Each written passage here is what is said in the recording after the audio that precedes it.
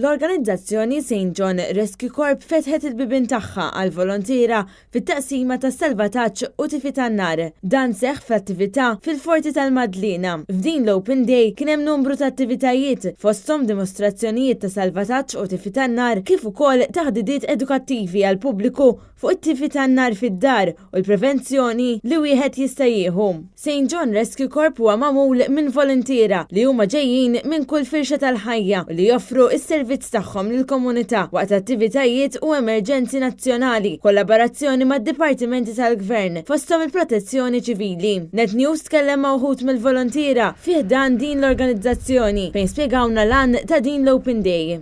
St. John Rescue Corps organizzazzjoni li nispeċjalizzaw fuq is-salvataġġ.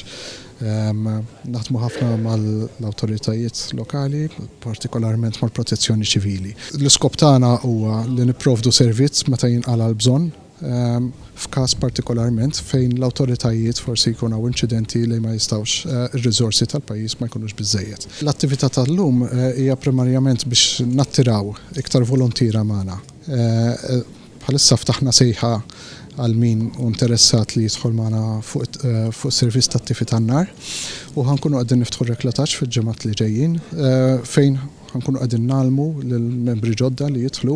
Il-volontira li jixtiequ jagħtu l-ħin tagħhom għal din l-organizzazzjoni ser ikunu qed jingħataw taħriġ f'kors ta' madwar 8 xhur. Il-volontira se jingħataw għarfien dwar kif tista' tevita u tikkontrolla nirien mhux biss bil-fire extinguishers imma anke b'vetturi tat-tifi tan-nar u l-ewwel għajnuna bl-użu tal-AED kif iġġor u tavakwa n-nies feruti u l-użu tar-radju u ta' slielem. St. John Rescue Corp qed jilqgħu wkoll volontira li jistgħu jgħinu fl-amministrazzjoni, fil-manutenzjoni u fil-loġistika.